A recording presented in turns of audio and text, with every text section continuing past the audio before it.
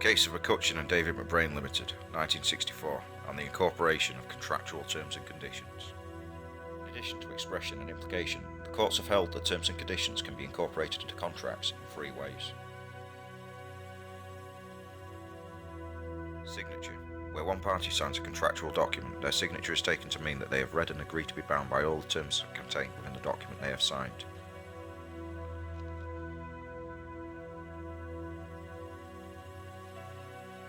Notice.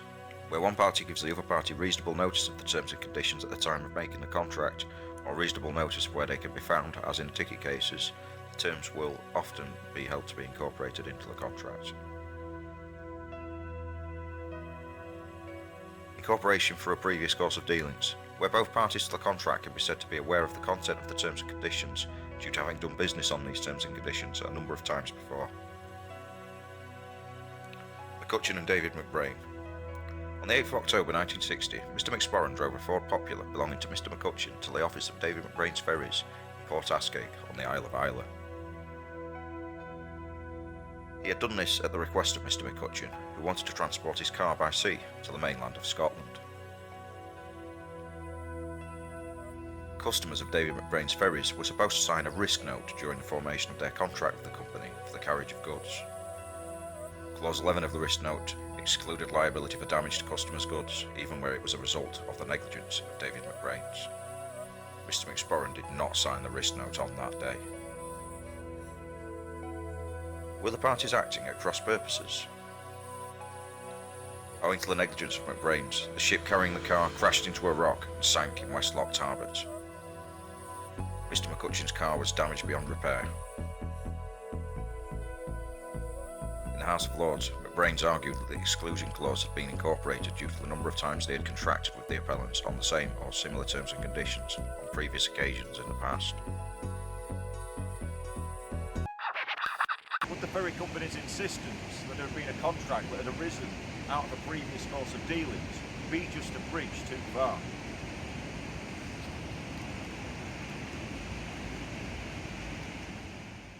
There, the motor vessel Lochiel is loading mail, freight and passengers for the isles that lie to the west, Giga, Jura, Islay and Colin. The Isle of Islay lies just off the southwest coast of Scotland.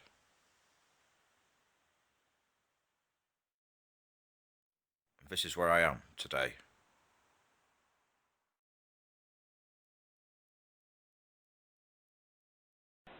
Everything is carried from bread baked in Glasgow to motor bicycles made in Birmingham. As the ship casts off to sail down West Loch Tarbert, another day is marked off Kintyre's calendar. Tomorrow we may wander to its boundaries, roam its rock-strewn shores and sandy beaches, and meander through its villages and fertile valleys, where the scent of honeysuckle is mixed with the tang of the sea. Here is the glory of nature.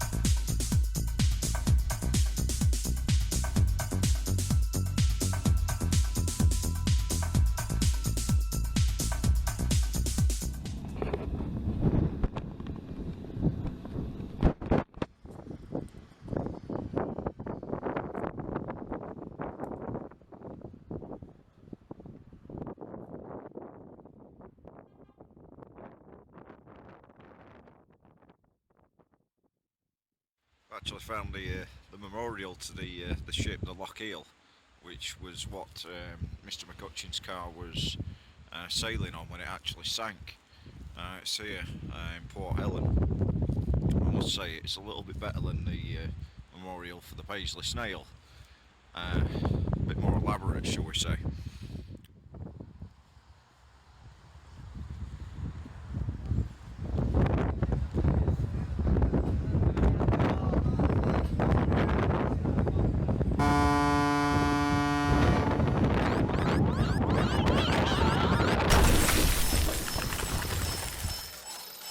the terms and conditions and a risk note been incorporated into the contract for a previous course of dealings? Lord Reed. The appellant had consigned goods on 4 previous occasions. Each time he had signed a risk note. He also admitted that he knew that there were conditions, but said that he did not know what they were. The fact that Mr. MacBrayne hadn't signed the risk note meant that the ferry company literally had a mountain to climb.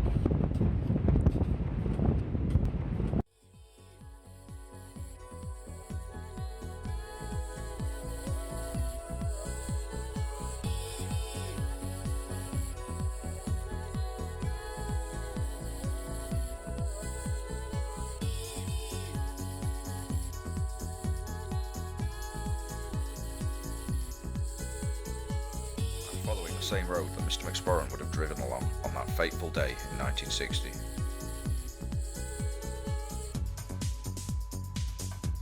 Lord Reed, if 2 parties have made a series of similar contracts, each containing certain conditions, and then they make another without expressly referring to those conditions, it may be that those conditions ought to be implied.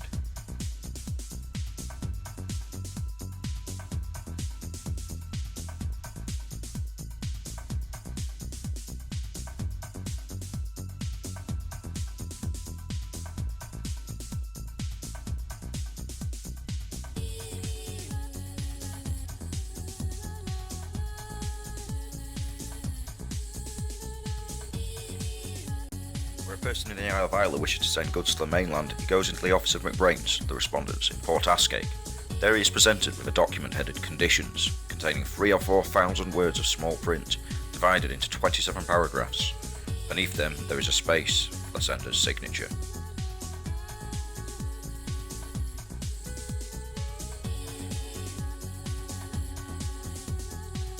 It is conceded that if the form had been signed as usual, the appellant would have had no case. This is Port Ascake. The car set sail from Port Ascake. The ferry stopped briefly at Jura before making its way towards the mainland. The ship came aground in West Loch Tarbert, where the car met its watery grave. I actually got my ticket here, Islay to Kennercraig. Now if you turn it over, you'll see on there, liability is limited in some circumstances, issued subject to the company's conditions of carriage, displayed at and available on request to the company's officers and on board its vessels.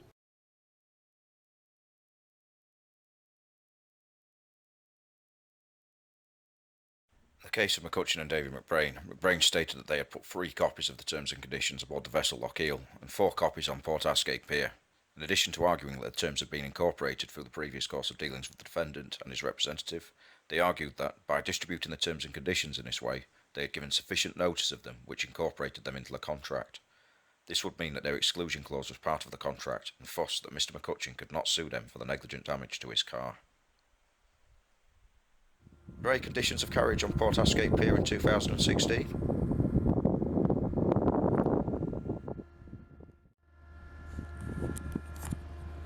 Well, I haven't seen any conditions of carriage anywhere. There's a couple of ropey looking lobster pots, pallet. That's it really. Deadly. If the respondents had remembered to issue a risk note in this case, they would have invited your lordships to give a curt answer to any complaint by the appellant.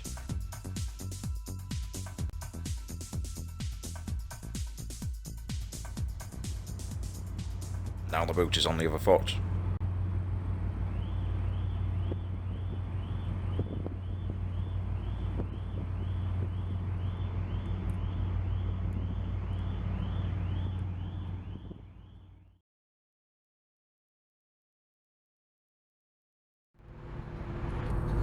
There are many legal notices aboard this vessel, as can be seen. But what about the conditions of carriage?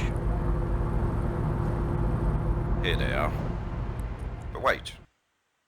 Let's go back in time. Let's go back to the actual time of contracting. I actually purchased these tickets online, and in doing so was referred to the company's conditions of carriage. Before I entered into any binding contract with the company, I had to check a box to state that I had read and understood the conditions of carriage.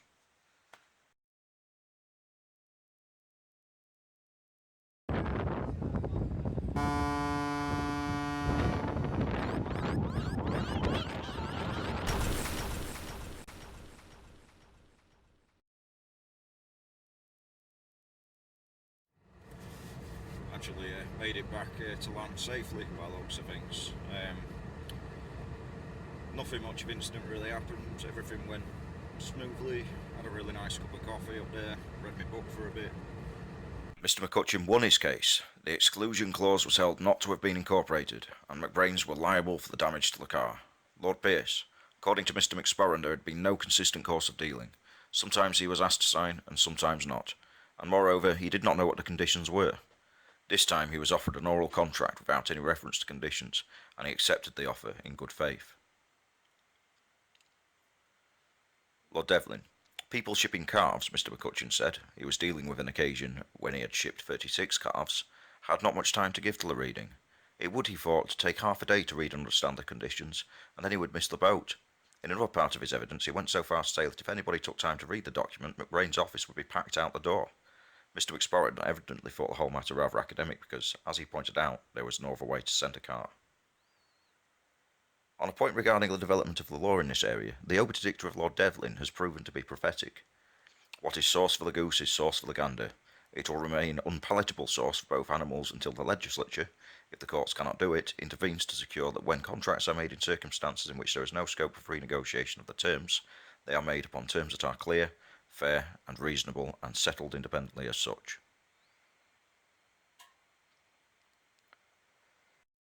Parliament did indeed later intervene to imply conditions of fairness and reasonableness into contracts between private parties. Section 2, subsection 2 of the Unfair Contract Terms Act 1977 made it possible to subject exclusion clauses for negligence to a test of reasonableness. This was seen as controversial by some as it offended what Lord Denning called the idol of freedom of contract.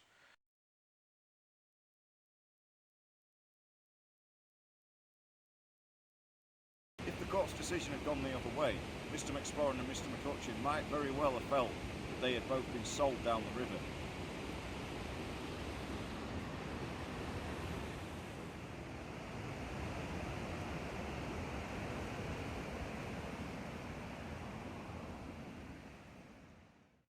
It was reported in an article in the Huffington Post that 7,500 online shoppers had accidentally sold their souls to GameStation.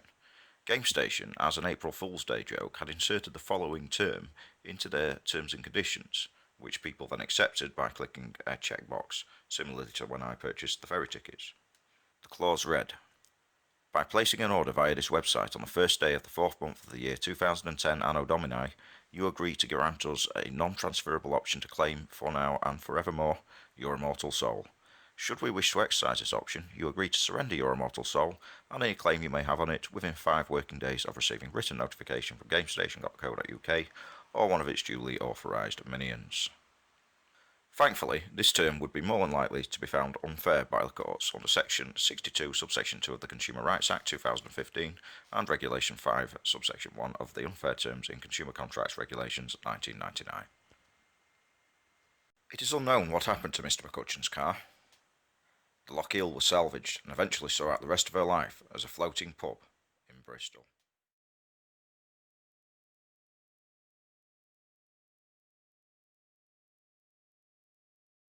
Contracts will be stated, terms and conditions apply.